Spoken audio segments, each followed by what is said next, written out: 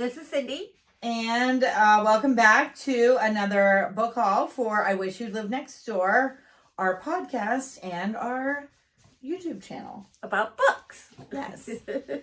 So today we're doing our February book haul. Yes. These are some books that we picked out that are coming out in February, and we'll list them all in the description. Yeah. And you can let us know what you think. If you've read any of them or if you want to read any of them, comment below. Like and subscribe. Yep. Anything else to add? Nothing. Okay. We have quite a few February books. We pulled out some. We didn't do them all because there's just too many. And excuse me when you hear those noises, that's a dog. Mm-hmm. One of many. Many dogs. Yes. So. Good. Okay. So we're starting with the Dollhouse Academy. Now, I can tell you that there's a lot of writing on the back of this book. Lots and lots of writing. So it's a very convoluted story. It's got a lot going on. It is a secretive elite boarding school. This is like a dark academia book. But I'm a little confused by it because they said one person, Ivy Gordon, has been the most famous star at Dollhouse Academy, but she's 34.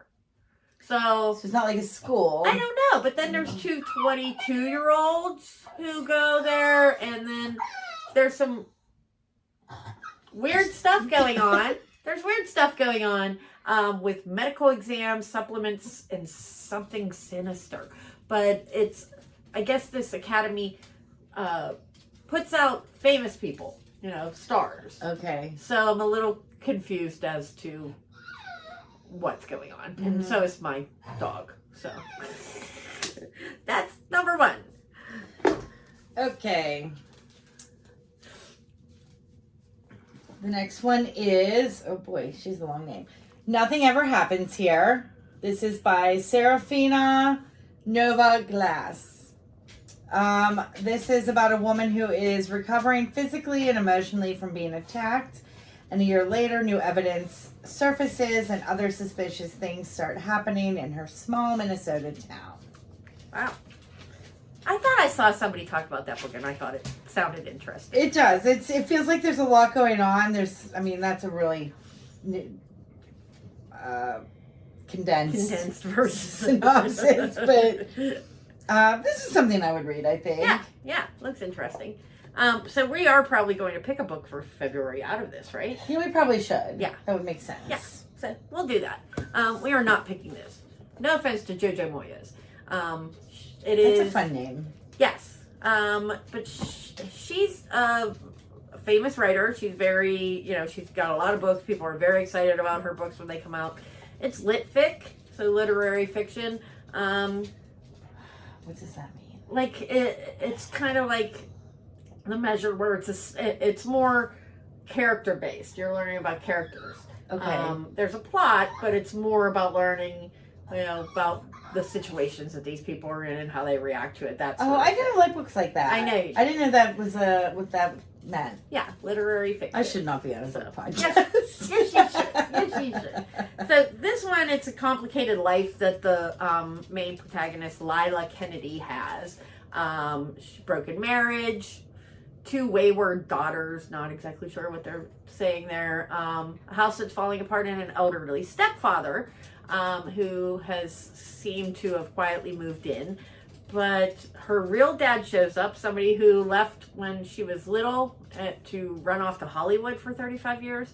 But it turns out even the one person you thought you could never forgive might have something to teach you about love and what it actually means to be a family. So I'm assuming the dad who left, is going to teach her. And, that's what you're going to learn about in this book. And I have no interest. I might have an interest. You can read it. I can't be too ambitious. Yeah, I want to read a whole bunch of books, but it's a thick boy. Yeah. This is over 400. It's almost 450 pages. So, not that bad. So it'll just depend on how bored I get and how ambitious. Yeah. This is called When We Grow Up by Angelica Baker. It says, no one knows you like your oldest friends. This is a story of 6 childhood friends who take a trip to Hawaii in their 30s They revisit old resentments and must determine if growing up means letting go. They're not all girls. They're girl and boys, like friends from when they were teenagers. It seems actually interesting. I just wish I could make myself read books all the time. I'm not one of those people that doesn't read 200 books a year, but I want to be because they all sound very interesting, and I definitely have the time to. I just can't make myself sit down and read a book all the time. Well, that's why I've been trying to do the audiobooks more. I've listened to it in the car because, they got a 40-minute drive to work. Yeah. And that sort of thing. And, not much to do at work. So I listen to them then as well. So, I mean, it's one way to get through them. I know. Maybe I'll give it a try this year. Just don't do the romance. I was just so burned by listening to 5 minutes of that one. Yeah, I know. And I know people swear by audiobooks. Wreck the Halls or... Wreck the Halls. Wreck the Halls, that's it. I don't want accidental spice in a book that somebody's reading out loud to me. I don't know. Yeah. I'm very nervous. Maybe that'll be on my goal. Well, I have my list of goals for 2020. I'm listening to a romance right now on an audiobook, but I haven't hit any spice yet. I know it's probably coming, and then, that'll be a nightmare when I'm driving and I can't fast forward it. Yeah. So, but other than that. It's funny. There was, years ago, I worked with a lender who, listened. It was when 50 Shades of Grey came out. Mm-hmm. He was middle-aged and told us how he read. Have you read 50 Shades of Grey? Yes. It's not really that well written. No, it's bad to be nice about it, I guess. But he listened to an audiobook and he'd listen to it on his way to work. And he was if you met this man, you would never think that would be something that he would ever read. But he read it just because everybody's talking about it. But he listened to it in audiobooks, and we're like, could you imagine that book in audio? Oh God, I can't even imagine. There's so many she bit her lip, and that just made me want to die. She bites her lip a lot in that book. Yeah. If you guys are wondering what the noise is. Okay. Is it my turn or your turn? No, mine. Okay. Okay, here's one of the cold books. There's a lot of cold theme. We mentioned it Winter in the last for our January book haul, and it's repeating itself here.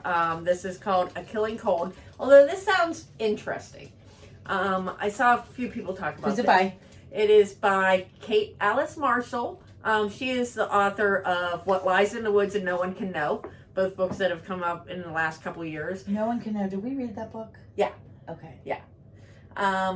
Well, we have it. I don't know if we read it. It feels like I have. We might have. I think I've given you a copy of it because I think I have multiple. I'm gonna have to look. Yeah, we're gonna have to look. Okay. But this one, it sounds interesting because she falls in love with the perfect guy, and he's from a very prominent family, very rich family, and she's finally getting to meet them 6 months after that they met, and they're going to their family, compound kind of thing. And when she gets there, she starts getting messages telling her to stay away from this guy that she's in love with. And then she finds a photo of herself as a child at that place. I mean, it's a picture of her there when she was a child. Oh. At their compound. And she doesn't know how that happened. Ooh. Yeah. Sounds good. So, yeah. Sorry, Jojo Moyes, but I'm more interested in this. Well, these are always more This might be one of our... That would be a good one. Yeah, I know. Okay. Yeah. Okay. This is called... I just did this, too. This is called A Long Time Gone. This is by Joshua Moehling. Maybe. You see? Moehling. Okay. A deputy's brother had disappeared when he was a young boy. Now, as an adult, he has new information about the disappearance and in investigating stumbles upon a suspicious death and learns the two are related incidents. That's it. Okay. That sounds interesting too. I don't know if I read it. But. Yeah, it does. Okay, so next I have A Girl Like Us by, oh gosh, okay. It's dog and book, and Anna Sophia McLoughlin, I believe is how you say the last name. This one, when we were trying to write up just like little synopsis, it's very convoluted as well. This another woman who married well, or met somebody. This one, she actually married the guy, and people call her a gold digger. Some people call her an heiress, or some people calling her murderer because she has secrets. The family has secrets, and then her sister-in-law is murdered, and they were at the family compound on this one too, and they ended up putting the whole entire family, including her, on lockdown to try to protect them from, the people that the murderer, but they don't know if the murderer is inside with them, and they're learning each other's secrets because she has secrets, family has secrets, lots of secrets. Lots of secrets in all of these books. Yes. Many secrets. Many secrets. That's what makes them interesting, I guess. Yeah. Ooh. Another cold book, Cold as Hell. This is by Kelley Armstrong. I don't know if this is part of like some sort of series because it said a Havens Rock novel. Yeah, it's probably. And Havens Rock is like where they live. Is there a detective involved? There is a detective. Yeah. It's probably a series. Okay. So the detective and her husband are visiting. I don't know if they're visiting. Maybe they live there. But it's a small town in the Yukon called Havens Rock. A local woman is assaulted and another body is found, and this detective can't help herself and begins investigating. Okay. So, I'm going to put this dog down again. Okay. We have, my next two books are romances. So, I think yours is a romance too. They're not really. There's something different. A little bit different. Oh, okay. So, this one, it is called First Time Caller by B.K. Borison. And it says right on the back, this is a retelling of Sleepless in Seattle. Sleepless in Seattle? It's a retelling. It's a retelling. It's kind of, yeah. So it's the same people? It's inspired by. No, it's inspired by. Excuse me. It's not a retelling, but, okay. I'll just read you the back. Okay. Aidan Valentine has a secret. He's fallen out of love with love.